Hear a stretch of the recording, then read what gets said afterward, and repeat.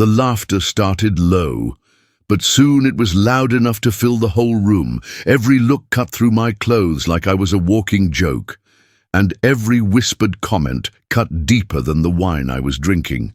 It was Thanksgiving. The day meant for family and gratitude, but to them I was nothing more than entertainment. In that moment, I realized there was nothing wrong with what I wore. The problem was their pride. They needed someone to tear down, and I was the target. Sitting there, at the table, I decided this night would not end with my humiliation. My name is Ben Miller, and you're about to hear how a man mocked by his own family turned a Thanksgiving dinner into a night they would never forget. Not for their laughter, but for the payback that silenced them all. Before we go on, subscribe to the channel and tell me in the comments, have you ever been the punchline at a family gathering when all you wanted was to be part of the moment? But before I reveal how I flipped that Thanksgiving dinner upside down, I need to tell you who I was before that night and why my family thought I was the perfect target. Only then will you understand the weight of what happened when the tables finally turned. You see, I'm what some people call a concrete specialist. For over 30 years, I've built foundations that last lifetimes. $1-million homes in Westchester County, commercial buildings in Manhattan, luxury developments across Connecticut.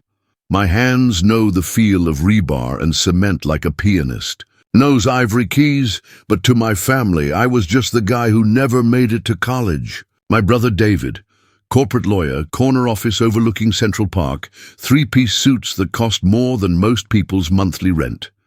He graduated Harvard Law with our father's connections smoothing every step. Never had concrete dust under his fingernails or calluses from honest work. His wife Amanda, real estate agent to Manhattan's elite, or at least she was until recently. Designer everything, from her handbag to her attitude. The kind of woman who measures a man's worth by his zip code and his shoes. They lived in a sprawling colonial in Scarsdale that screamed old money, even though David was only first-generation wealthy. The kind of house with a circular driveway, perfectly manicured lawns, and a fountain that probably cost more than my first truck. Me, I drove up in my F-150, clean but clearly a working man's vehicle. I'd showered, put on my best flannel shirt, the blue one my late wife Sarah had bought me for Christmas 3 years ago, pressed jeans and work boots I'd polished until they gleamed. I thought I looked respectable, professional even.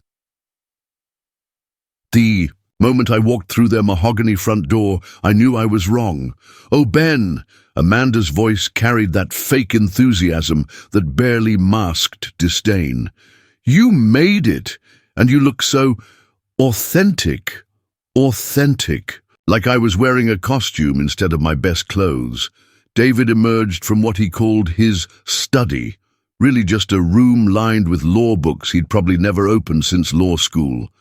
His handshake was firm but brief, like he was afraid. "Calluses might be contagious. Good to see you, brother. How's the construction business?" Construction business. Not concrete specialist or foundation expert, just construction, like I was some guy with a hammer and a dream. "Can't complain," I said, accepting the scotch he offered. Good scotch, I'll give him that. Finished the foundation for the new Marriott downtown last week. 12-story building, complex engineering. "That's nice," Amanda interjected, already looking past me toward the kitchen. "David, shouldn't we check on dinner? I'm sure everyone's hungry." Everyone else arrived over the next hour. David and Amanda's twins, Jessica and Michael, both in their late 20s, both carrying themselves with that particular brand of entitlement that comes from never having worked for anything. Jessica was finishing her master's in art history at Columbia. Michael was finding himself through a year-long backpacking trip through Europe, funded entirely by his parents. Then there was Amanda's sister Claire and her husband Robert, both investment bankers who talked exclusively about their recent trip to the Maldives and their plans to buy a summer home in the Hamptons. And me, Ben Miller, concrete specialist, sitting at their dinner table like a worker who'd wandered into the wrong house. The comment started subtle. Claire mentioning how refreshing it was to see someone who wasn't afraid to dress casually for family dinner. Jessica asking if I'd driven my work truck to their house. Michael wondering aloud if I'd ever considered upgrading my career. Each comment landed like a small cut, precise and calculated. But the real humiliation came during dinner itself. Amanda had prepared what she called a traditional Thanksgiving feast. Turkey, stuffing, cranberry sauce, the works. Beautiful presentation, I'll admit.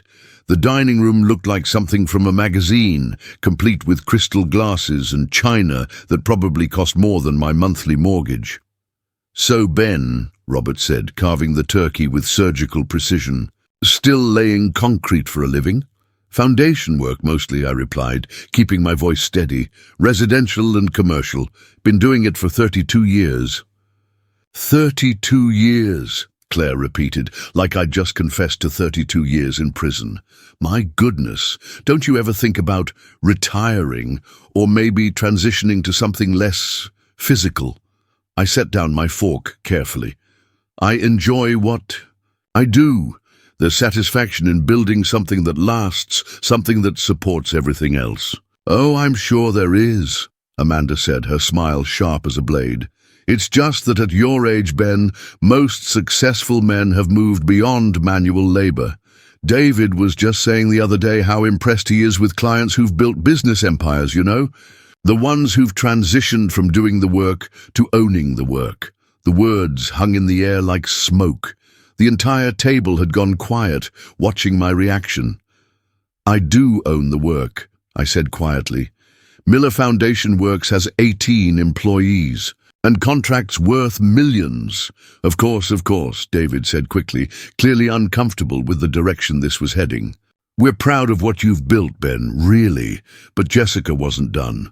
"It's just that when we tell people about Uncle Ben, it's hard to explain, you know? Like, my friends' parents are doctors and lawyers and CEOs, and then there's my uncle who pours concrete." The laughter that followed wasn't cruel exactly, but it wasn't kind either. It was the sound of people who'd found their entertainment for the evening, and I was it. That's when Amanda delivered the killing blow. "Ben, sweetie," she said, reaching across the table to pat my hand like I was a confused child. "Maybe next time you could dress a little more appropriately. I mean, we love having you here, but we do have standards to maintain. This isn't a construction site, after all."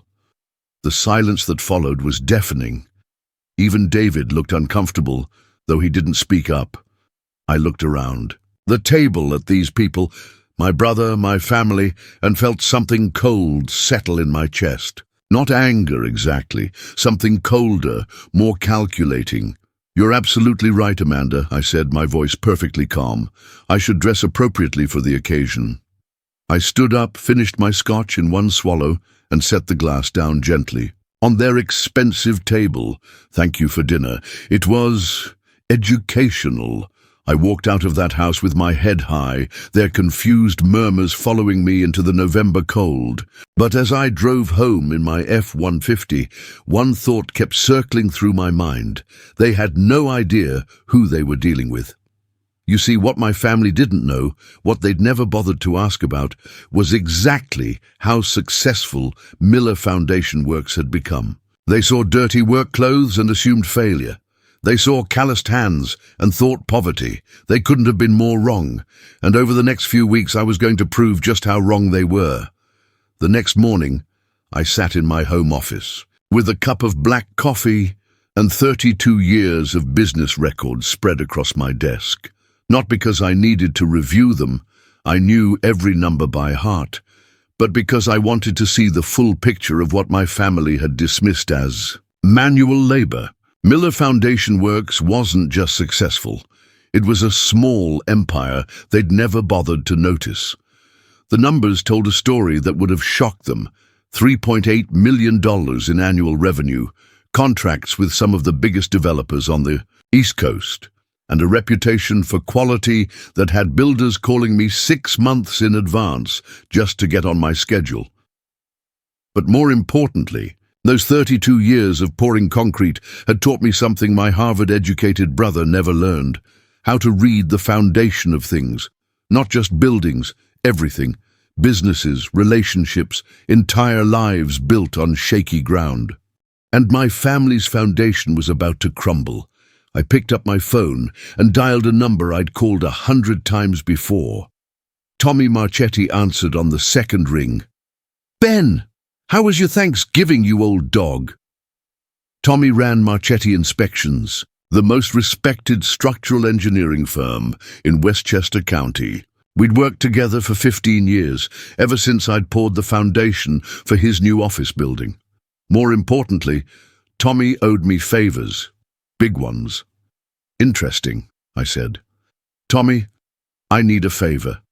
You remember that colonial on Maple Ridge? Drive in Scarsdale, the one with the circular driveway. The Henderson place? Yeah, I know it. Beautiful house, but..." He paused. "Wait, isn't that your brother's place?" "That's the one. What can you tell me about its foundation?" Tommy was quiet for a moment. In our business, information was currency, and everyone knew it. "Ben, you know I can't discuss specific properties without a legitimate inspection request." "What? If I told you I'm considering making an offer on it, then I'd tell you to run, fast." His voice turned serious. "That house is sitting on a time bomb, Ben. The original contractor cut corners on the foundation work back in '98, used substandard concrete mix, inadequate rebar placement, and the drainage system is completely shot. I've been waiting for years for someone to call me about that place." My grip tightened on the phone. "How bad are we talking?" "6-figure repair job, minimum, maybe 200 grand if you want to do it right. The whole south wall is starting to settle, and there's moisture. Infiltration that's been going on for years. Insurance companies are starting to catch on. I know of at least 2 carriers that have dropped policies on that street in the last 6 months. I thanked Tommy and hung up, then immediately called my accountant, Patricia Chen. Patricia had been handling my books for 8 years, ever since my old CPA retired. She was sharp, discreet, and understood that successful contractors often diversified their investments. "Ben, good morning. How can I help you?" "Patricia, I want to discuss real estate investments, specifically distressed properties in Westchester County." Interesting timing. There's been a lot of movement in that market lately, foundation issues mostly. Properties that should be selling for $2-3 million are sitting empty because of structural problems. What kind of timeline are we looking at for someone who wanted to, say, acquire multiple properties in a specific area? With your liquid assets, you could move fast, very fast, especially if you're willing to buy properties other investors won't touch. The conversation lasted an hour. By the end, I had a plan that would have made David's law school professors proud. Except this was real strategy, not textbook theory. That afternoon, I drove through David's neighborhood with new eyes, not as the embarrassed brother in work clothes, but as a businessman who understood exactly what he was looking at. Maple Ridge Drive was old money trying to look older. Houses built in the 90s and early 2000s, designed to mimic colonial architecture, but with all the shortcuts that came with modern development. Beautiful on the surface, but I could spot the problems from the street. Cracked driveways where foundations had shifted, subtle sagging in roof lines where support beams had settled, basement windows with water stains that homeowners probably blamed on unusual weather. I'd built enough foundations to know this whole neighborhood was a disaster waiting to happen. David's house looked the worst of all. The circular driveway had a crack running down the middle that someone had tried to patch with cheap asphalt filler. The front steps had pulled away from the main structure by almost an inch, invisible unless you knew what to look for. And the south wall that Tommy had mentioned? I could see the subtle bow from 50 feet away. My brother was living in a house that was slowly collapsing, and he had no idea. but I did. That evening I made another call. This one to Maria Santos, a real estate agent who specialized in what the industry politely called distressed sales, properties with problems that scared off traditional buyers but represented opportunities for people with the right expertise. Maria, it's Ben Miller. I'm interested in some investment properties in the Scarsdale area. Ben, always good to hear from you. What kind of properties are you thinking about? The kind with foundation problems that most people won't touch. She laughed. You and I speak the same language. I've got a whole list of properties that have been sitting on the market for months. Owners getting desperate, prices dropping weekly. Send me everything you have on Maple Ridge Drive.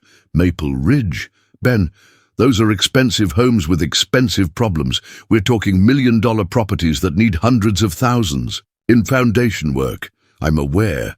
Send me the listings. The email arrived an hour later. 15 properties on or adjacent to Maple Ridge Drive, all with similar problems. All with price tags that had dropped steadily over the past year as foundation issues became impossible to hide. And right there at the top of the list, 847 Maple Ridge Drive. David and Amanda's house. They'd listed it 3 months ago for $2.8 million. The price had dropped to $2.3 million, then $2.1 million, then $1.9 million. The listing had been updated 4 times, each time with more cautious language about minor settling and cosmetic foundation issues. Nobody was buying it because nobody else was stupid enough to take on a $200,000 foundation repair. But I wasn't just anybody. I was the guy who could fix foundation problems for the cost of materials and my own labor. And I had something even more valuable, time to wait for the perfect moment to make my move. I spent the rest of the evening researching my family's financial situation, using the same network of contacts that had built my business. Construction. Workers know everything about the people whose houses they work on.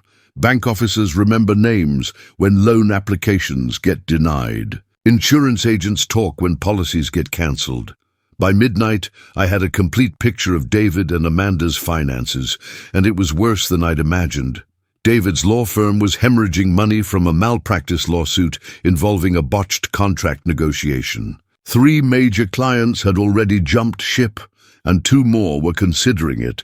Amanda's real estate career had effectively ended 6 months ago when she'd been caught inflating property values to close deals faster.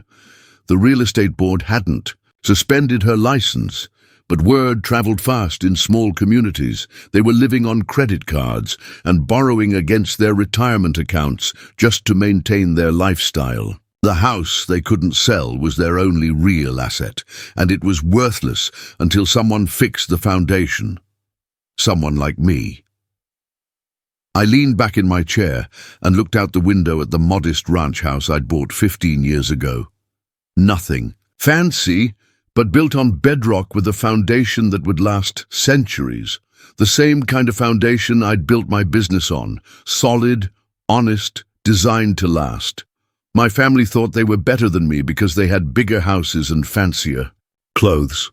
But their whole lives were built on shifting sand, and they were too proud to see it. Tomorrow, I was going to start showing them the difference between looking successful and actually being successful. And the lesson was going to cost them everything they thought they had. 3 weeks after Thanksgiving, I was sitting in the offices of Hudson Valley Property Solutions, a company that existed only on paper and in a filing cabinet in Patricia Chen's accounting firm. The name was professional, forgettable, and perfect for what I needed. Maria Santos slid a stack of property files across the mahogany conference table, her expression a mixture of excitement and disbelief. Ben, I have to ask, are you sure about this?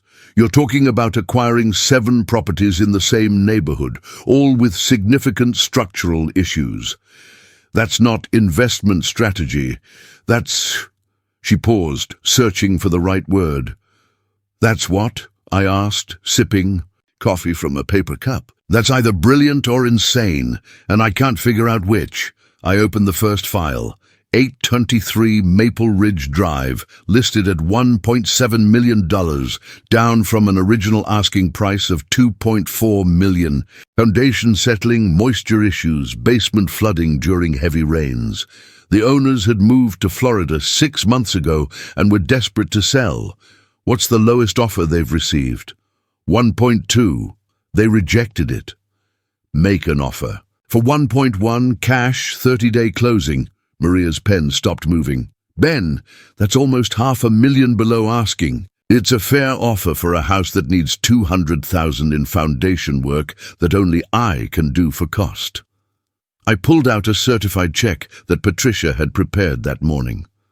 And this is the earnest money to prove I'm serious. The check was for $50,000. Maria stared at it like I'd just produced a unicorn. Jesus, Ben, how many houses are you planning to buy? All of them. Over the next hour, we went through each property file. 831 Maple Ridge, 839 Maple Ridge, 845 Maple Ridge, house after house with the same story. Foundation problems, desperate sellers, prices dropping monthly as the word spread through the real estate community that the whole neighborhood was built on unstable ground. The last file was the one I'd been waiting for, 847 Maple Ridge Drive. David and Amanda's house had dropped to $1.8 million, and according to Maria's notes, they were getting desperate. Their listing agent had called 3 times in the past week, hinting that the sellers might consider creative financing options or rent-to-own arrangements. What's their situation? I asked, though I already knew the answer. Ugly. The husband's law practice is struggling, the wife's real estate license is under review, and they've got 2 kids in private college. They need to sell, but nobody wants a house with foundation problems except guys like me who can fix foundations. Exactly. Maria leaned back in her chair. Ben, I have to ask, why this neighborhood specifically? There are distressed properties all over Westchester County. Because my brother lives there, I thought. Because watching him realize that his unsuccessful little brother had bought his entire neighborhood was going to be worth every penny. But what I said was, good bones. These houses were built with quality materials, just poor foundation work. Fix the foundations, and you've got million-dollar properties in a premium location, which was true as far as it went. Maria nodded slowly. Okay, but I have to warn you. Buying this many properties with foundation issues is going to draw attention. Insurance companies, banks, maybe even the county building department. People are going to start asking questions. Let them ask. I've got 32 years of foundation work and a spotless reputation. If anyone wants to inspect my properties, they're welcome to. What I didn't mention was that I'd already arranged for those inspections to happen. Tommy Marchetti would be conducting routine structural assessments of the entire neighborhood over the next month, documenting every crack, every settlement issue, every code violation the previous contractors had tried to hide. The reports would be devastating for current property values, but invaluable for someone planning to buy low and renovate right. By the end of the day, I'd made offers on 6 properties, all cash, all significantly below asking price, all contingent on 30-day closings. Maria warned me that most sellers would reject the initial offers, but she'd never dealt with desperate people before. Desperate people don't negotiate. They accept. The first call came 2 days later, 8:23.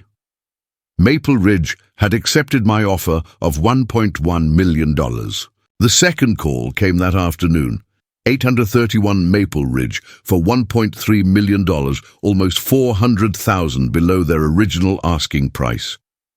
By Friday, I owned 4 houses on my brother's street, but the real game was just beginning. That weekend, I drove through the neighborhood in my F-150, windows down, enjoying the crisp December air. It was fascinating to see the street from my new perspective, not as David's embarrassing brother, but as the man who was quietly becoming the largest property owner in one of Scarsdale's most prestigious neighborhoods. The for sale signs were coming down one by one, replaced by discreet sold markers. But the sellers weren't celebrating. They were getting out before the foundation problems became public knowledge. What they didn't realize was that the foundation problems were about to become very public indeed. I parked across from David's house and pulled out my phone, scrolling through my contacts until I found the number I needed. Jim Rodriguez had been the county building inspector for 12 years, and we'd worked together on dozens of commercial projects. More importantly, Jim owed me a favor from when I donated the concrete work for his son's Little League field. Renovation, Jim, it's Ben Miller. How are you doing? Ben, good to hear from you. What's up? I need some advice. I've been looking at some investment properties in Scarsdale, and I'm seeing some concerning foundation issues. Nothing immediately dangerous, but patterns that might indicate broader problems. There was a pause. What kind of patterns? Multiple properties on the same street showing similar settlement issues. Poor drainage, inadequate rebar placement, possible code violations from the original construction. I'm wondering if there should be a broader inspection of the area. Jim was quiet for a moment. Building inspectors took potential code violations seriously, especially when they involved public safety. What street are we talking about? Maple Ridge Drive, and maybe some of the adjacent streets. I'll look into it. Thanks for the heads up, Ben. If there are widespread foundation issues in that area, the county needs to know about it. After I hung up, I sat in my truck for a few minutes, watching David's house.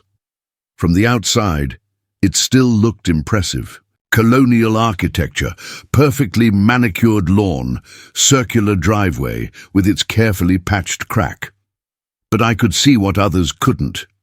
The subtle signs of a structure slowly failing, the slight separation where the front steps met the foundation, the barely perceptible sag in the roofline where load-bearing walls had shifted, the way the garage door didn't quite sit flush anymore. My brother was living in a house that was collapsing in slow motion, and he had no idea. But soon everyone would know. My phone buzzed with a text message from Maria. 2 more accepted offers. 839 Maple Ridge for 1.4 meters and 845 Maple Ridge for 1.25 meters.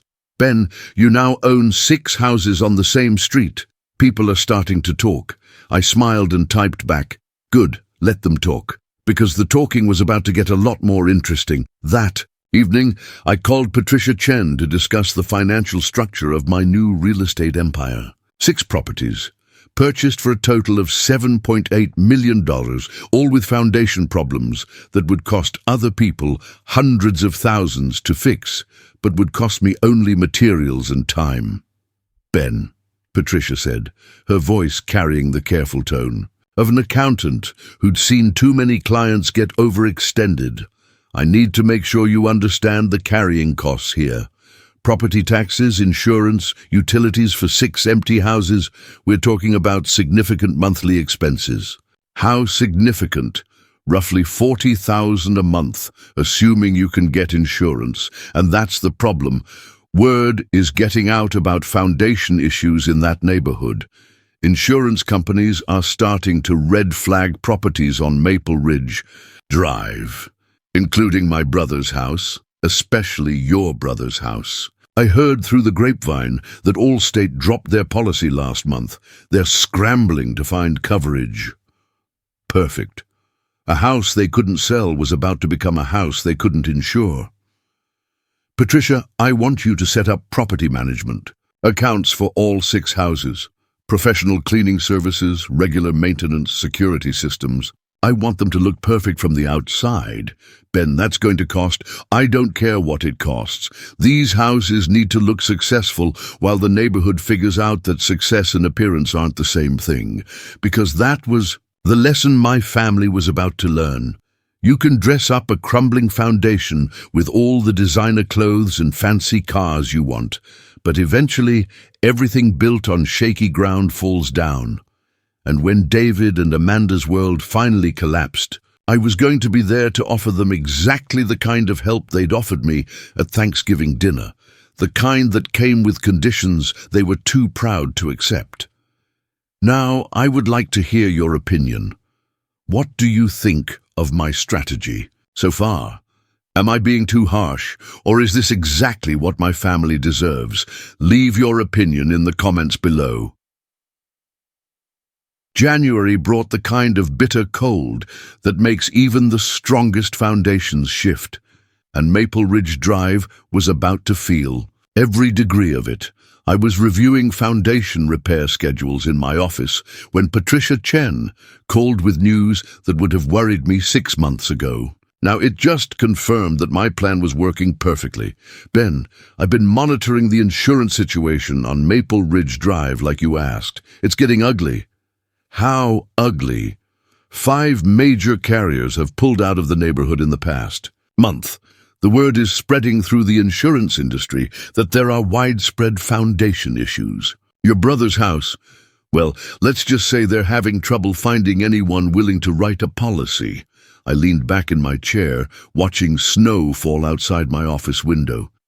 What about the other properties I bought? That's the interesting part. Because you're planning extensive foundation repairs and you have a track record in the industry, I was able to get coverage for all 6 properties. Not cheap, but manageable. You're the only property owner on that street with stable insurance.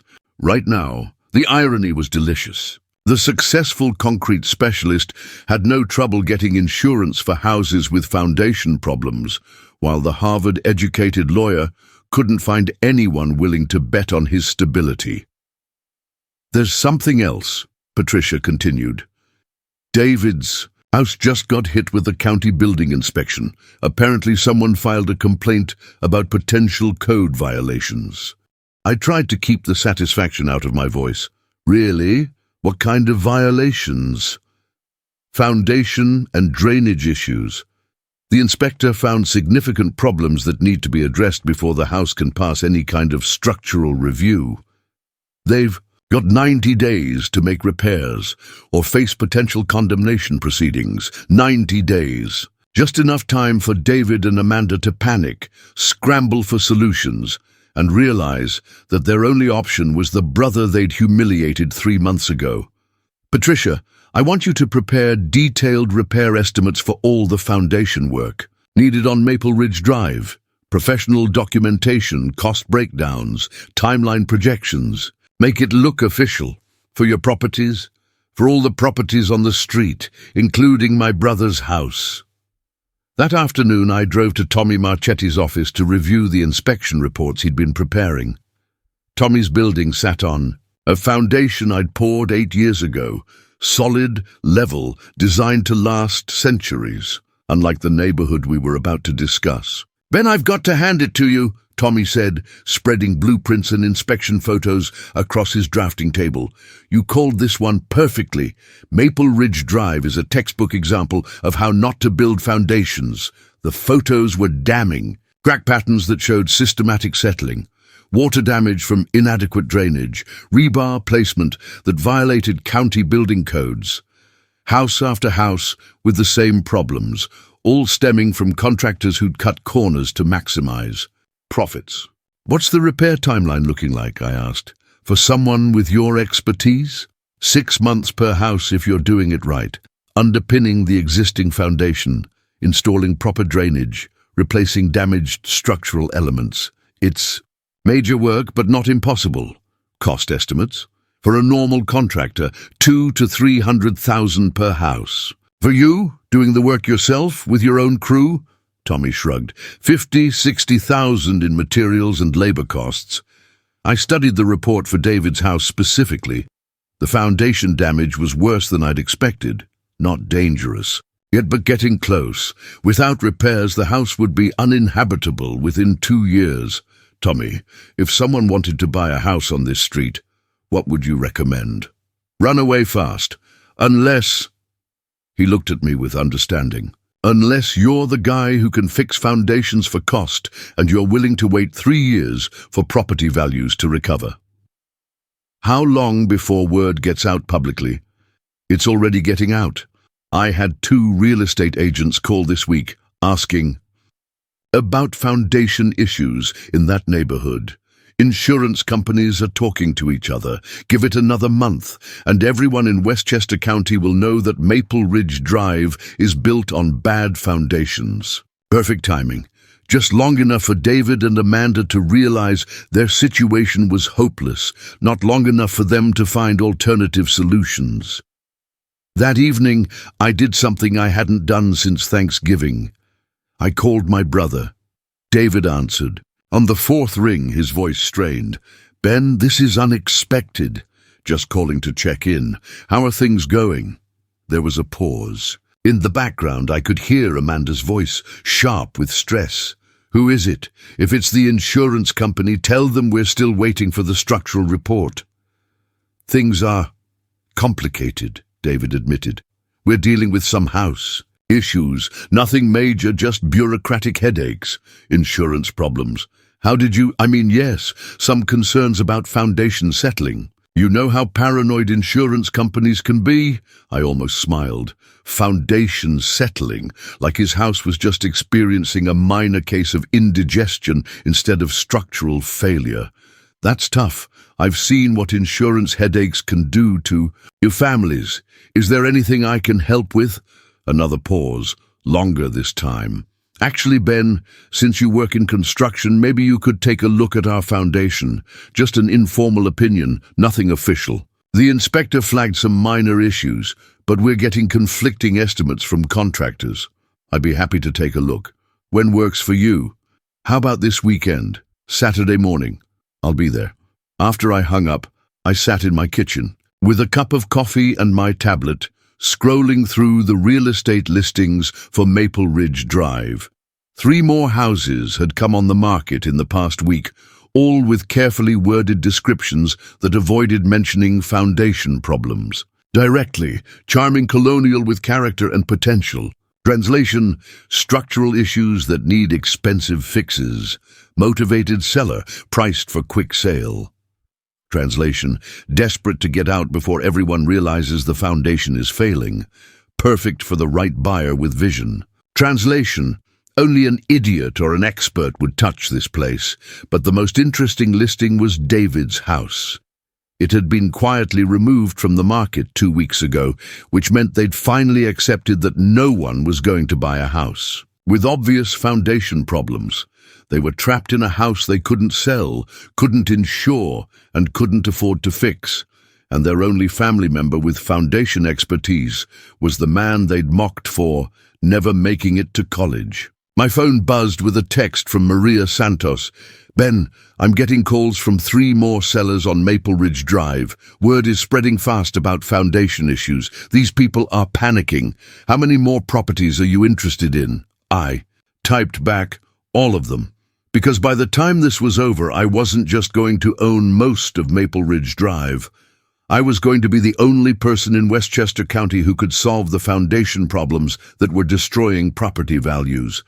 Throughout the neighborhood, David and Amanda were about to discover what it felt like to need someone they'd treated like garbage. And unlike them, when I had all the power in the relationship, I was going to use it to teach them something about respect, humility, and family.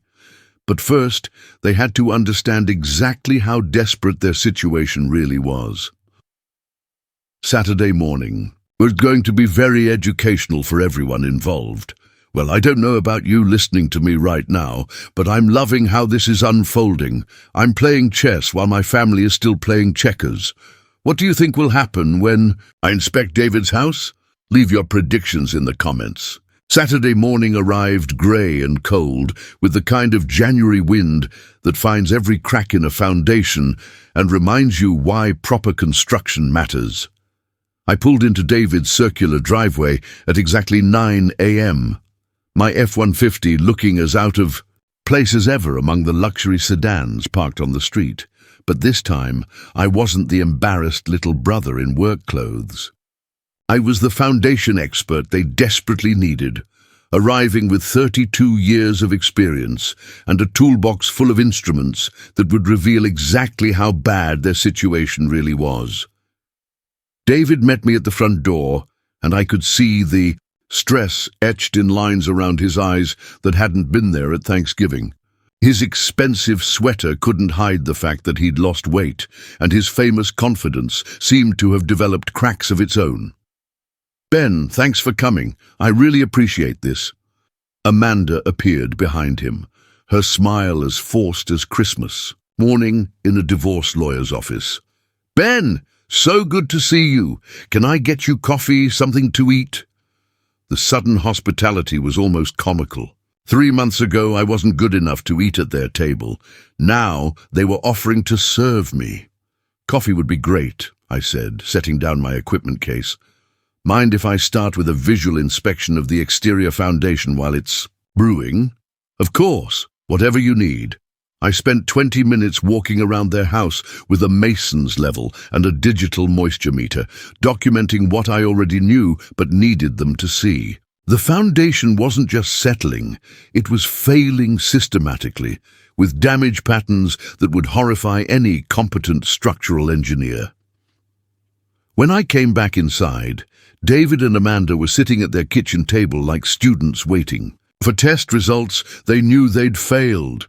"Well," David asked, his lawyer's voice barely concealing panic.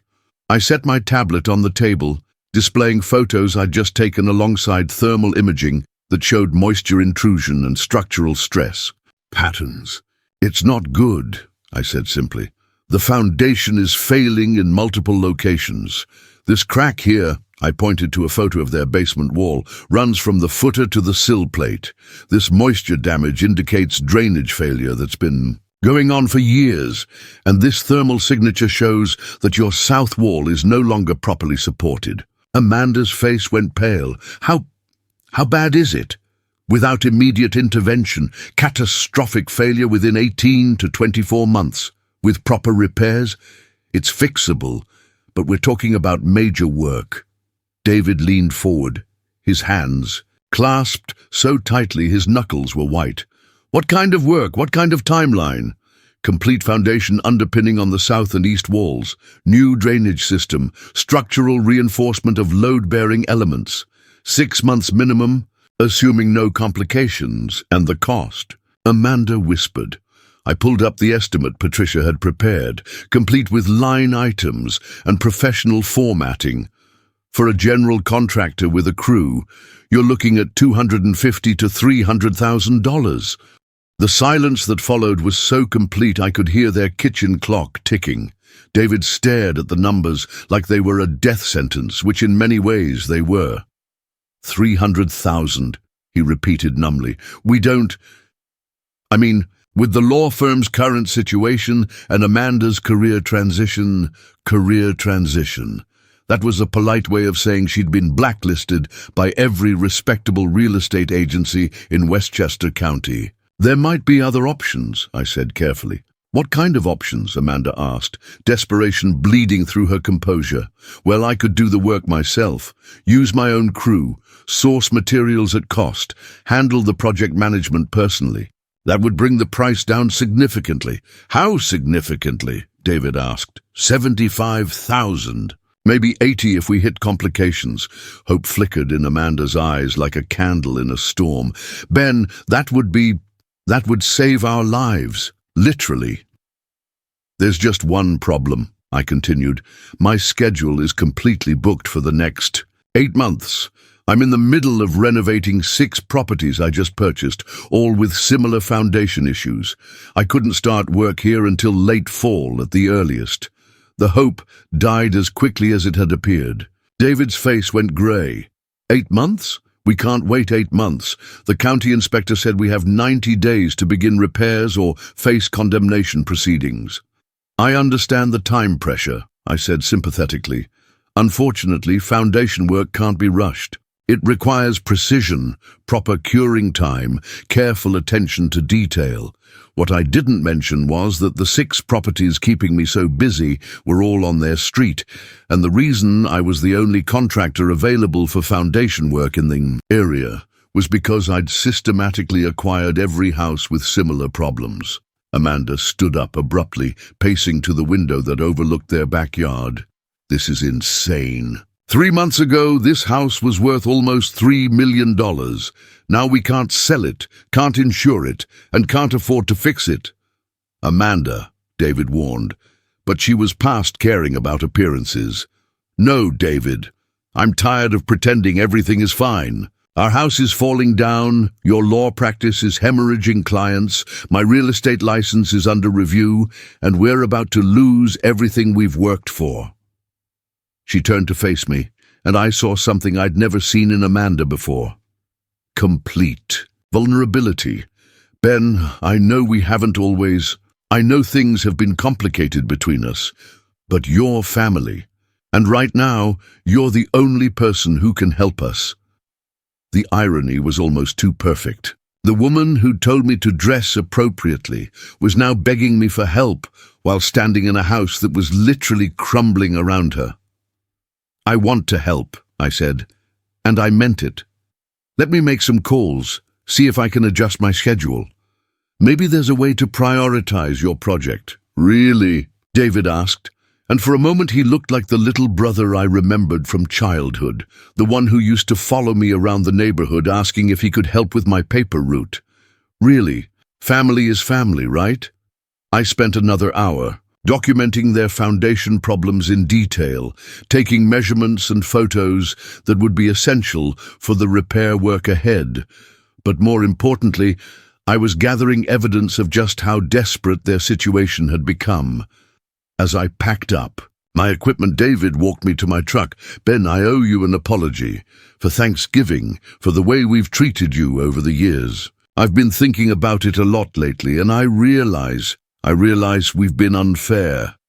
Water under the bridge, I said, though we both knew it wasn't. No, it's not. You've built something impressive with your business, and instead of being proud of you, we've been, he struggled for the word, ashamed, I suggested. Yes, ashamed. And that says more about us than it does about you. I started my truck, letting the engine warm up in the cold morning air. David, can I ask you something? Of course. Why now? Why the apology now, when you need my help, instead of 3 months ago when you didn't? He was quiet for a long moment, his breath forming clouds in the January air. Because 3 months ago, I thought I was better than you, and now I know I'm not. It was the most honest thing my brother had said to me in years. I'll call you this week about the scheduling, I promised. We'll figure something out. As I drove away from their house, I felt something I hadn't expected. Genuine sympathy for their situation. Not enough to change my plans, but enough to make sure that when this was all over, the lesson would be about respect and humility rather than destruction. Because the truth was, David was right. 3 months ago, he thought he was better than me, and the process of discovering he wasn't had been more devastating than any revenge I could have planned. Sometimes the best punishment is simply letting people see who they really are when the facade falls away, and David and Amanda's facade was about to collapse completely. The call came on a Wednesday morning in February, while I was reviewing blueprints for the foundation repair on 831 Maple Ridge Drive. David's voice carried the hollow tone of a man who'd run out of options. Ben, we need to talk. Can you meet me for lunch today? Everything okay? No, nothing's okay. How about Romano's at noon? Romano's Italian restaurant. The same place where I'd had my first date with Sarah 25 years ago, back when I was just a young concrete specialist with big dreams and calloused hands. Now I was a concrete specialist with a real estate empire and a plan that was working better than I'd dared hope. David was already waiting when I arrived, sitting in a corner, booth with papers spread across the table like evidence of his own prosecution. He looked like he'd aged 5 years in the 3 weeks since I'd inspected his house. "Thanks for coming," he said as I slid into the booth across from him. "I ordered you coffee." "Rough morning, rough year." He gestured at the papers. "Ben, I'm going to be completely honest with you because I don't have the luxury of pride anymore." I waited, sipping coffee that tasted exactly like it had 25 years ago. "The malpractice lawsuit is worse than I told you. We're looking at a $2 million judgment, and my malpractice insurance only covers $1 million. The law firm is essentially bankrupt." He pulled out a sheet that looked like a financial death certificate. Assets, liabilities, cash flow projections that showed a business bleeding money at an unsustainable rate. Amanda's real estate license was suspended, pending investigation into the property value inflation issues. She can't work in real estate for at least 2 years, maybe permanently. "I'm sorry to hear that." "Are you?" David asked, looking up from his papers. "Because I'm starting to think that maybe this is exactly what we deserve." The comment hung between us like smoke from a fire neither of us wanted to acknowledge. "Why would you say that?" "Because I've had 3 months to think about Thanksgiving dinner, about the way we treated you, the things we said, and I keep coming back to the same conclusion. We're not better people than you, Ben. We're just people with more expensive clothes." I studied my brother's face, seeing something I'd never seen before, genuine humility, not the desperate kind that comes from needing help, but the deeper kind that comes from recognizing ugly truths about yourself. "David, what exactly are you asking me?" "I'm asking if you'll buy our house." The words hit the table like a gavel ending a trial. David pushed a real estate contract across to me, already filled out with terms that would have been unthinkable 6 months ago. $1.2 million. I know it's less than half what we paid for it, but with the foundation problems and the current market conditions, it's probably fair. I looked at the contract without touching it. "What about the foundation repairs? We'll disclosure everything, full structural report, repair estimates, timeline projections. You'll know exactly what you're buying. And where will you live?" "We're moving in with Amanda's parents in Albany, temporarily, until we can figure out what comes next." The irony was staggering. 6 months ago, Amanda had told me to dress appropriately for their house. Now they were going to live with her parents because they couldn't afford their own mortgage. "David, I need to ask you something, and I want an honest answer." "Okay. If our situations were reversed, if you were successful and I was struggling, would you buy my house at a fair price to help me out?" He was quiet for a long moment, staring at his coffee cup. 6 months ago, probably not. I would have found excuses, told myself it wasn't my responsibility, maybe suggested you should have made better choices. And now? Now I understand that success isn't about being better than other people, it's about being useful to them. It was the smartest thing David had said in years. "Let me look at this contract and get back to you," I said, picking up the papers. "I'll need to run some numbers, check with my accountant, maybe get a second structural assessment." "Of course, take whatever time you need." But as I walked out of Romano's that afternoon, I knew I was going to buy David's house. Not because I needed another property with foundation problems, but because owning my brother's former home would complete the transformation that had begun. At Thanksgiving dinner, the successful concrete specialist would literally own the house where he'd been humiliated for his working-class background. That evening, I called Patricia Chen to discuss the financial implications of acquiring my 7th property on Maple Ridge Drive. "Ben, at this point you're not just investing in real estate, you're single-handedly cornering the market on distressed properties in one of Westchester County's most expensive neighborhoods. Is that a problem? Legally? No. Strategically? It's brilliant, assuming property values recover after you complete the foundation repairs. Personally, I have to ask, How much of this is business strategy and how much is family revenge? It was a fair question from someone who'd been handling my finances long enough to know that I didn't make emotional investment decisions. Both, I admitted, but the revenge part is almost over. The business part is just beginning. What do you mean? I mean that once I own David's house, I'll control 8 properties on the same street. I can time the foundation repairs to maximize property. Value recovery. I can market the neighborhood as a premium location with completely renovated infrastructure, and I can do it all at cost because I'm doing the work myself. You're talking about creating an artificial real estate boom. I'm talking about fixing problems that other people ignored and profiting from doing the work right the first time. Patricia was quiet for a moment. Ben, if this works the way you're describing, you're not just going to be wealthy. You're going to be really, really wealthy. That's the plan. But wealth was only part of what I was building. The other part was something much more valuable. The knowledge that I'd turn my family's contempt into respect, their mockery into admiration, their condescension into genuine humility. The next morning I called David and told him I'd accept his offer with one modification. I wanted to buy the house for $1.1 million instead of $1.2 million. Ben, that's $100,000 less than we discussed. It's also $100,000 more than anyone else is willing to pay for a house with foundation problems, I pointed out. Take some time to think about it, he called back 2 hours later. To accept my terms. By the end of March, I owned 8 houses on Maple Ridge Drive, including the one where I'd been mocked for wearing work clothes to a family dinner. The foundation repairs would take 2 years to complete. But when they were finished, I'd own the most exclusive renovated neighborhood in Westchester County. More importantly, I'd proven something that my family was just beginning to understand. Success isn't about looking successful. It's about being useful when other people's fake success falls apart.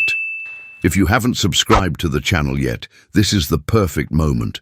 The best part of my story is still coming, and you won't want to miss how this all plays out. By May, the transformation of Maple Ridge Drive had become impossible to ignore.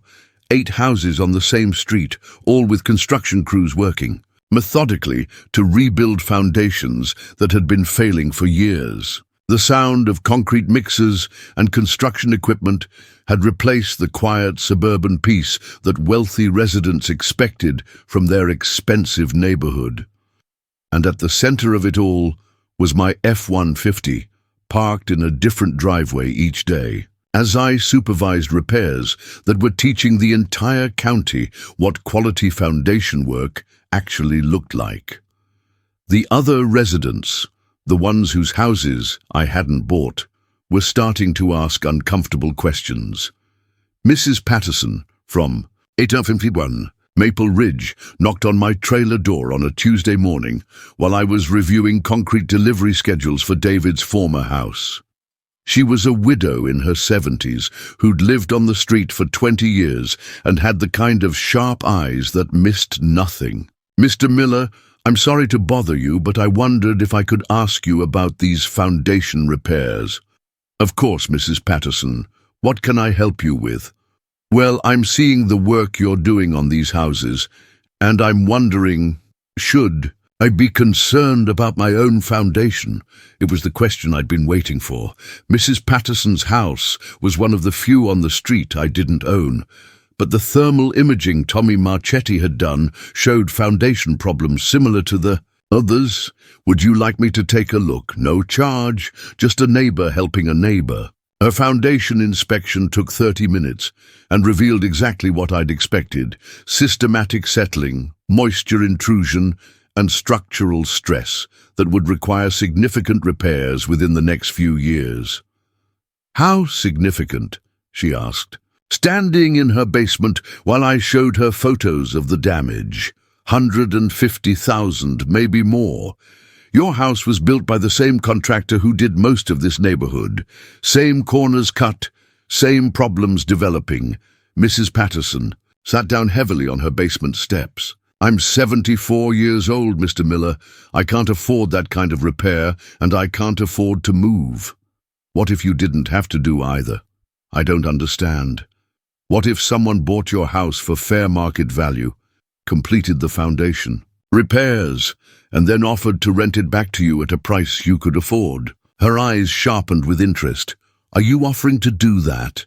I'm offering to consider it. You'd have a stable place to live. I'd have a property investment, and your foundation would be properly repaired by someone who knows what he's doing. 2 weeks later, I owned 9 houses on Maple Ridge Drive. The pattern repeated itself throughout the summer.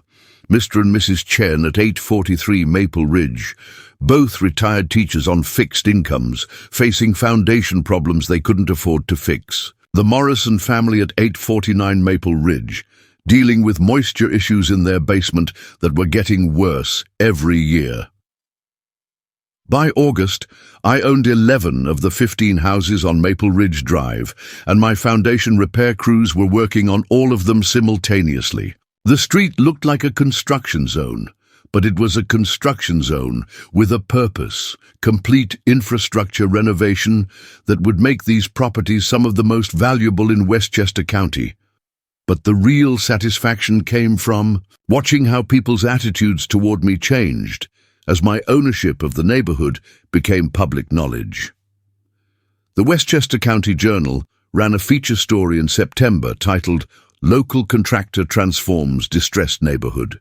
The article included photos of my work crews, quotes from structural engineers praising the quality of repairs, and speculation about property value increases once the renovations were complete. Suddenly, Ben Miller wasn't just the guy with dirty hands who poured concrete for a living. I was a real estate visionary and infrastructure specialist who'd recognized opportunity where others saw only problems. The phone calls started coming from all over the county. Property developers wanting to hire me for foundation work. Real estate agents asking about investment opportunities. Even some of the contractors who'd built the original faulty foundations wanting to subcontract repair work from me. But the most interesting call came from David. "Ben, I saw the article in the Journal. I had no idea you were planning something this ambitious." It wasn't planned exactly, it just developed naturally. 11 houses, Ben. You own almost the entire street. 12 houses as of yesterday. The Rodriguez family decided to sell. There was a pause. My God, you're going to be incredibly wealthy when this is finished. I already am wealthy, David. I've been wealthy for years. The difference is that now other people are starting to notice. Can I ask you something? Was this always the plan? When you inspected our house back in January, did you already know you were going to buy the whole neighborhood? It was a fair question, and it deserved an honest answer. I knew there was an opportunity. I knew that I was probably the only person in the county who could fix these foundation problems economically. But mostly, I knew that people like us, like our family, needed to learn that looking successful and being successful aren't the same thing. People like us. People who judge others by their clothes instead of their character. People who think education makes them better than experience. People who confuse having money with earning respect. David was quiet for a long moment. We learned that lesson, Ben. Trust me, we learned it. Good. Because there's something else you need to know. What's that? I'm planning to give you and Amanda first opportunity to rent to own your old house when the foundation repairs are complete. What? Rent to own. You pay reasonable monthly rent, and after 5 years, you have the option to purchase the house back at current market value, minus the rent you've paid. Ben, I don't understand. Why would you do that? Because despite everything that happened, you're still my brother. And because I believe people can change when they learn the right lessons. The silence on the other end of the line stretched so long, I thought the call had dropped. David, you still there? I'm here. His voice was thick. Ben, after the way we treated you, Water under the bridge, but there are conditions. Of course, what kind of conditions? You'll be renting from a landlord who wears work boots and gets his hands dirty for a living. You'll be living in a house that was saved by a man you once thought wasn't good enough to sit at your dinner table.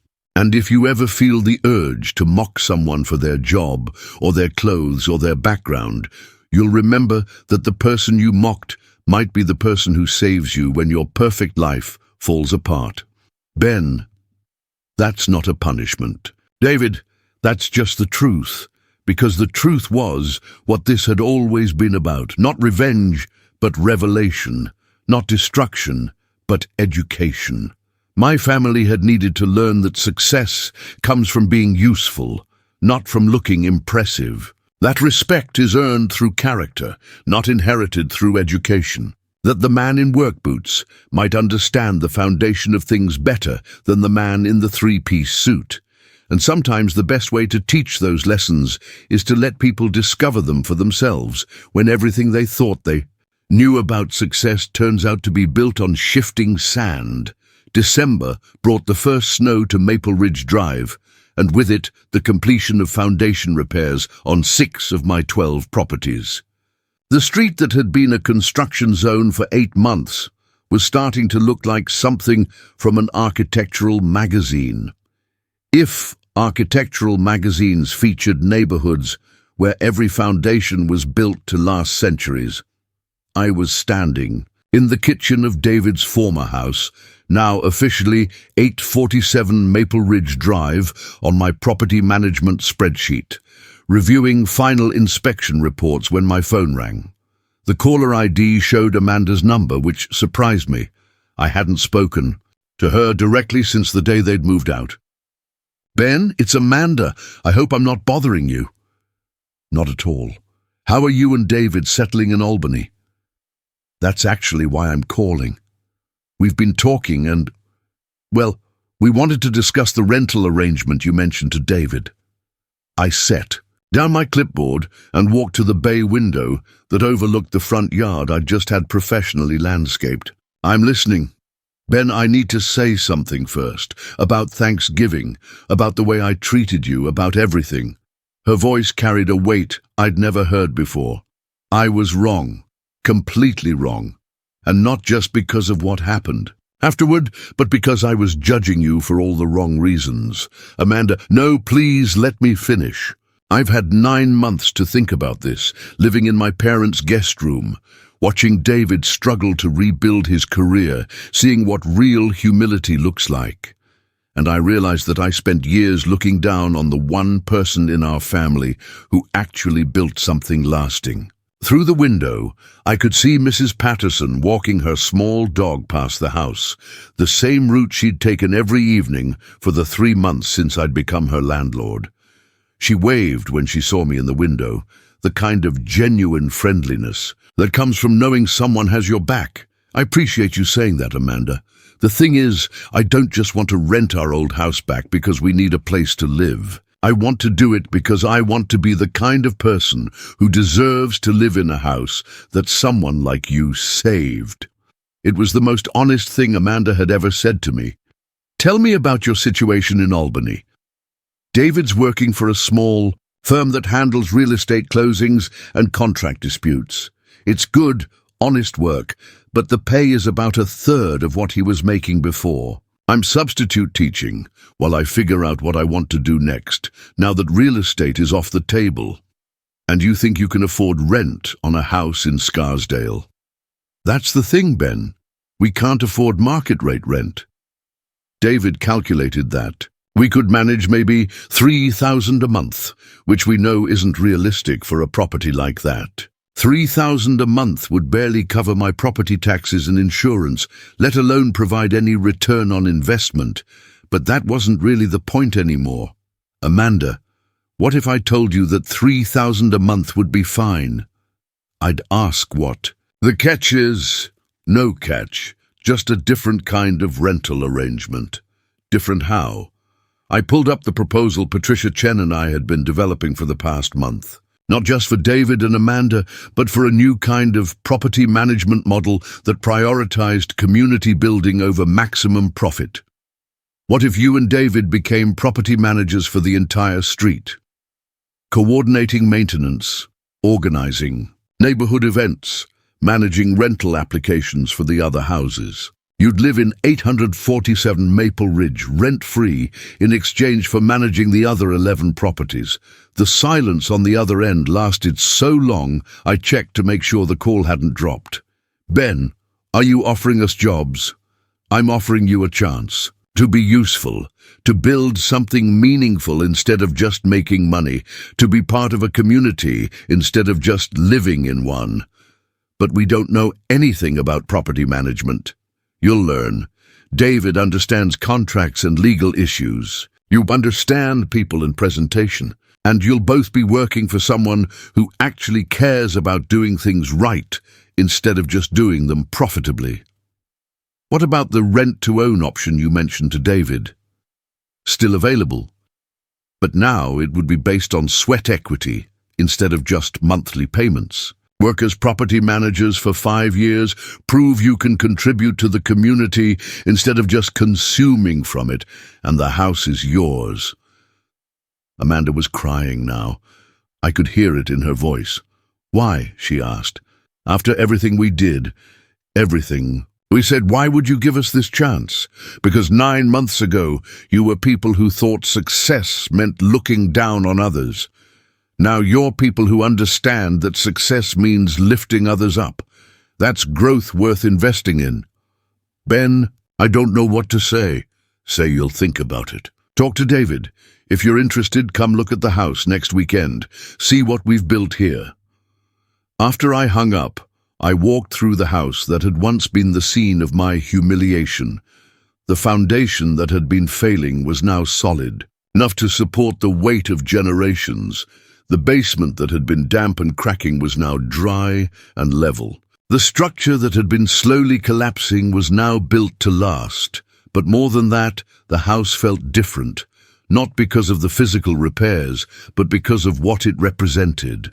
This wasn't just a renovation project anymore. It was proof that broken things could be fixed, that failing foundations could be rebuilt, that people who'd lost their way could find it again. My phone buzzed with a text from David. Amanda told me about your offer. Ben, I don't have words for what this means to us, but I need to ask, are you sure we deserve this kind of generosity? I typed back, deserve has nothing to do with it. This is about what you can become, not what you were. Because that was the lesson that had taken me 40 years to learn, and my family 9 months to understand. Success isn't about proving you're better than other people. It's about becoming the kind of person who makes other people better. The foundation repair business had taught me that you can't build something lasting on unstable ground. But people aren't houses. People can choose to become stable ground for others to build on. David and Amanda had spent years building their lives on the shifting sand of appearances and status. But now they had a chance to build something different, something useful, something meaningful, something that would last. Whether they took that chance would determine not just their future, but the kind of community Maple Ridge Drive would become. And for the first time since this whole thing began, I was genuinely curious to see what they would choose. The Saturday morning David and Amanda came to see their former house was one of those crisp January days that makes everything look sharp and clean, like the world has been washed and pressed for inspection. I watched from the kitchen window as their modest Honda Civic, a far cry from the luxury cars they used to drive, pulled into the circular driveway that I'd completely rebuilt the previous month. They sat in the car for a full minute before getting out, and I understood why. The last time they'd seen this house, they were moving out in defeat, leaving behind a crumbling foundation and a life they couldn't afford to maintain. Now they were looking at something that had been transformed into everything they'd once pretended to have. The landscaping was professional, but not ostentatious. The driveway was level and properly drainage, without the cracks that had been patched with cheap filler. The front steps sat flush against the foundation because the foundation was actually capable of supporting them. Even the paint looked different. Not because it was more expensive, but because it was applied to walls that weren't shifting beneath it. When I opened the front door, I saw something in their faces I'd never seen before. Genuine awe. "My God, Ben," David whispered, looking around the entryway that had once hosted their Thanksgiving dinner disaster. "It's the same house, but it's completely different." "Good foundations change everything," I said, leading them inside. "Coffee's ready in the kitchen if you want some." Amanda moved through the rooms like she was visiting a museum dedicated to her former life. Every space was familiar but improved, not through expensive renovations, but through the kind of structural integrity that makes everything else work better. "The basement," she said suddenly. "Can we see the basement?" I led them downstairs, to what had once been a damp, cracking space that smelled of moisture and impending doom. Now it was dry, level and bright, with new support beams and a drainage system that would keep it that way for the next century. David ran his hand along the new foundation wall, feeling the smooth surface of properly mixed and cured concrete. "This is incredible work, Ben. Professional grade. It's the same work I do for million-dollar commercial projects. Why would I do anything less for a house where my family might live?" Amanda was examining the utility room where the water heater and furnace sat on a floor that was actually level, for the first time since the house was built. "How long did this take?" 6 months for the foundation work, another 2 months for the drainage system and final finishing. But that's working around the other 11 houses I was renovating simultaneously. 11 houses, David repeated, shaking his head. "Ben, what you've built here, it's not just property development. It's community transformation. We spent 2 hours walking through every room, every closet, every corner of the house. I showed them the new electrical work, the updated plumbing, the insulation upgrades that would keep heating costs reasonable. But mostly, I showed them what it looked like when someone cared enough to do things right the first time. The property management position," Amanda said, as we sat in the kitchen with our second cups of coffee. "Tell us more about what that would involve." 12 properties, all residential, all occupied by people who need stable housing at reasonable rates. Mrs. Patterson is 74 and living on a fixed income. The Chen family are retired teachers. The Rodriguezes are saving money to start their own business. These aren't just tenants. They're neighbors who need someone who cares about community, not just profit margins. "What kind of management tasks?" David asked. "Maintenance coordination, rent collection, lease renewals, conflict resolution when neighbors have disputes. Basically, everything I've been doing myself while focusing on the construction work. And you'd trust us with that responsibility?" Amanda's voice carried disbelief. "I trust you to grow into that responsibility. There's a difference." Amanda looked around the kitchen where she'd once mocked my work clothes, her expression thoughtful. "Ben, can I ask you something personal?" "Sure. Are you doing this because you forgive us, or because you want us to owe you forever?"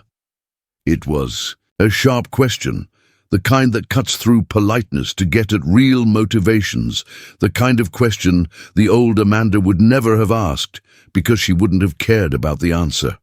"Neither," I said. "I'm doing this because I believe people can change, and I want to see who you become when you have the chance to be useful instead of just ornamental." "That's harsh," David said. "But fair," Amanda added quickly. "For years, we were ornamental. We looked successful, acted successful, surrounded ourselves with the trappings of success. But we weren't actually contributing anything meaningful to anyone's life, including your own," I pointed out, "especially our own." She stood up and walked to the window that overlooked the backyard I'd had professionally landscaped. "Ben, if we take this job, if we move back to this house, what happens if we screw it up? What happens if we're not good at property management, or if we fall back into old patterns? Then you'll have learned something important about yourselves, and I'll have learned something important about second chances. That's it. No penalties, no consequences. The consequence would be that you'd have to live with knowing you wasted an opportunity to build something meaningful. For most people, that's consequence enough. David and Amanda exchanged a look that carried the weight of 9 months' worth of conversations they'd had in her parents' guest room, 9 months of figuring out who they were when everything they'd thought defined them was stripped away. "We'd like to accept," David said finally, "both the property management position and the rent-to-own arrangement." "You're sure?" "We're sure," Amanda said, turning back from the window. "But Ben, I need you to understand something. This isn't desperation talking. We're not taking this because we're out of options. We're taking it because, for the first time in our lives, we want to do work that matters. Good, because the work matters more than the people doing it. If you forget that, this won't work." We spent the rest of the morning going over practical details: move-in timeline, property management procedures, maintenance protocols, emergency contact lists. But underneath the logistics, something more important was happening. 3 people who'd hurt each other were figuring out how to build something together instead of tearing each other down. As they prepared to leave, Amanda paused. At the front door. "Ben, that night at Thanksgiving dinner, when I told you to dress appropriately, I want you to know that I understood even then that the problem wasn't your clothes." "What was the problem?" "The problem was that you reminded me of everything. I wasn't. You'd built something real while I was just pretending to be important, and instead of being inspired by that, I was threatened by it. And now I want to learn how to build something real instead of just looking impressive." After they left, I sat in the kitchen of their former house, soon to be their future home, and thought about the conversation I'd had with my wife Sarah in this same spot 3 years ago, back when she was still alive and we were still, discovering that money couldn't fix everything. "You know what the difference is between rich people and wealthy people?" She'd asked me one evening while I was reviewing business financials at the kitchen table. "What's that?" "Rich people have money. Wealthy people have resources they can share." Sarah had been right, as usual. For years, I'd been rich, successful, profitable, financially secure, but it wasn't until I started sharing those resources, using them to solve other people's problems, that I understood what wealth actually meant. Wealth meant having enough stability to take risks on other people's potential, enough security to invest in community rather than just accumulation, enough confidence to measure success by what you build for others, not just what you build for yourself. David and Amanda were about to discover whether they wanted to be rich or wealthy, whether they wanted to just recover from their failures or transform them into something useful. But that choice was theirs to make. I'd built the foundation. Now we'd see what they chose to construct on top of it. 2 years later, I stood in the same kitchen where this story began. But everything had changed. The Thanksgiving dinner table was set for 15 people instead of 8, and the conversation floating in from the living room was about community garden plans and neighborhood watch schedules instead of vacation homes and country club gossip. David was in the backyard with Mr. Chen and the Rodriguez family's teenage son, teaching them how to properly install a new fence that would border the community vegetable garden Amanda had organized. Amanda was in the dining room with Mrs. Patterson and 3 other neighbors, coordinating the holiday meal that had become a tradition for the entire street. And me, I was wearing the same flannel shirt I'd worn to that disastrous Thanksgiving dinner 3 years ago, not because I couldn't afford better clothes, but because I'd learned something important. The right clothes are the ones that let you do the work that matters.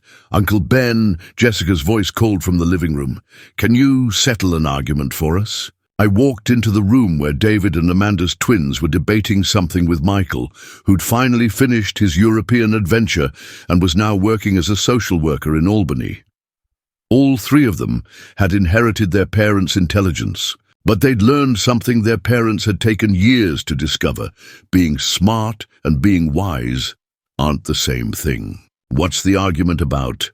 Michael says, "You planned this whole thing from the beginning," Jessica said.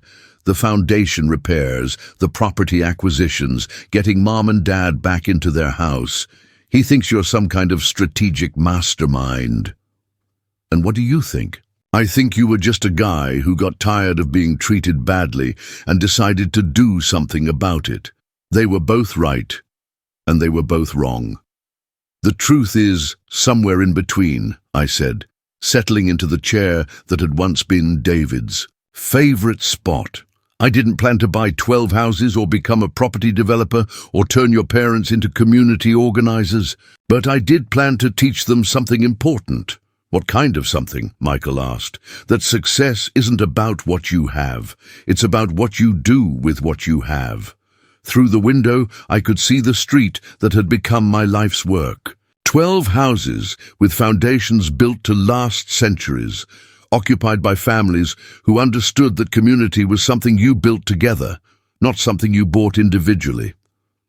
Property values had increased by 40%, but more importantly, neighbor relationships had increased by about 400%. David appeared in the doorway, his sleeves rolled up and dirt under his fingernails from the fence work. "Ben, dinner's ready. Amanda wanted me to ask if you'd say grace." 3 years ago, David wouldn't have asked the blue-collar brother to lead prayers at a family gathering. Now he understood that the person who'd done the most to hold the family together probably had something worth saying about gratitude. We gathered around the table that had once been the scene of my humiliation, but now felt like the heart of something much larger than just one family's dinner. Mrs. Patterson sat next to Amanda, discussing plans for the spring garden. The Chen family shared stories about their son's acceptance to community college. The Rodriguez family talked about the small business they'd finally been able to open. As conversations flowed around the table, I found myself thinking about the recording I'd made on my phone that terrible Thanksgiving night 3 years ago. The audio of family members mocking my clothes, questioning my worth, treating me like entertainment rather than family. I'd listened to that recording exactly once, the morning after I'd bought David's house. Then I'd deleted it, because revenge, I'd learned, wasn't about making people pay for hurting you. It was about making sure they understood what they'd lost when they chose to hurt you instead of value you. David and Amanda hadn't just lost their house and their social status when their finances collapsed. They'd lost the opportunity to be part of something meaningful, the chance to contribute to community instead of just consuming from it, the possibility of measuring their worth by what they built for others instead of what they bought for themselves. Getting them back wasn't about forgiving them. It was about giving them a second chance to discover who they could become when they stopped trying to prove they were better than everyone else. "Ben?" Amanda's voice brought me back to the present. "Everything. Okay, you look like you're thinking about something serious." "Just grateful," I said, looking around the table at faces that had learned the difference between looking successful and being useful. Grateful that foundations can be rebuilt when they're built right the second time. Speaking of rebuilding, David said, "I have an announcement to make." The table went quiet. David cleared his throat with the nervousness of someone who'd learned that important announcements could change everything. "Amanda and I have been talking about this for months, and we've decided we want to buy the house." "You mean exercise the rent-to-own option?" I asked. "No, I mean buy it outright. Fair market value, current appraisal, full purchase price." I set down my fork carefully. "David, you don't have that kind of money." "We do now. The property management business has grown beyond just Maple Ridge Drive. We're managing residential properties all over Westchester County, and we've saved enough for a down payment on our own home." "But why?" Mrs. Patterson asked. "You've got a good arrangement now," Amanda answered, "because we want to own something we've earned instead of something we've been given. We want our equity in this house to come from work instead of from family generosity." It was the most mature thing either of them had ever said. "There's one condition," I said. "What's that?" David asked. "You keep doing the property management. Work. Community building doesn't stop just because you've achieved home ownership." "Wouldn't dream of stopping," Amanda said. "This is the most meaningful work I've ever done." As dinner wound down and neighbors began heading back to their own homes, David and I found ourselves alone on the front porch, looking out at the street that had been transformed by 2 years of intentional community building. "Ben, can I ask you something I've been wondering about for 3 years?" "Sure." "That night at Thanksgiving dinner, when you left after Amanda told you to dress appropriately, did you already know what you were going to do?" I thought about that question while watching Mrs. Patterson's porch light come on, followed by the Jenses and the Rodriguezes and all the other houses where people had learned that good neighbors were worth more than impressive addresses. "I knew I wasn't going to let it end with my humiliation," I said finally, "but I didn't know it would end with community transformation." "What changed?" "I learned that revenge and restoration aren't opposites. Sometimes the best way to get back at people who've hurt you is to give them the chance to become better people than they were when they hurt you." David was quiet for a long moment. "That's either very wise or very naive, maybe both."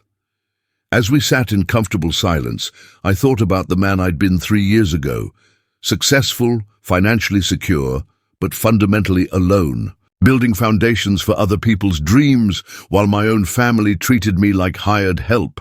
Now I was still building foundations, but I was also building community, still working with my hands, but also working with my heart, still the guy in work boots and flannel shirts. But now people understood that clothes don't determine character. The best revenge, I'd discovered, wasn't making people suffer for hurting you. It was proving that their judgment about your worth was wrong. Not by becoming what they thought success looked like, but by becoming something better, useful, generous, and secure enough to invest in other people's potential. My phone buzzed, with a text from Maria Santos. "Ben, I've got 3 more distressed properties in Yorktown Heights. Foundation issues, desperate sellers, same pattern as Maple Ridge. Interested?" I looked at the message, then at the street where 12 families had learned that stability comes from good foundations and good neighbors, then at my brother who'd learned that success means building others up instead of tearing them down. I typed back, "Send me the details, but this time I'll need a larger management team." Because I'd learned something important about foundations. The strongest ones are designed not just to support one structure, but to anchor entire communities, and I was just getting started. And you, if you were in my position that Thanksgiving night, would you have done the same thing? Would you have chosen revenge, restoration, or something completely different? I want to know your thoughts in the comments below. Have you ever been underestimated by people who should have known better? How did you prove them wrong? If this story resonated with you, please hit that like button and subscribe to the channel. Stories like these remind us that success isn't about looking impressive. It's about being useful when it matters most. And if you want to hear another story about people who learned that appearances can be deceiving, click on the video I've recommended for you. Trust me, you won't want to miss what happens when people realize that the person they've been overlooking might be the person who saves them. Thanks for listening. And remember, the strongest foundations are built by people who understand that real success means lifting others up, not tearing them down.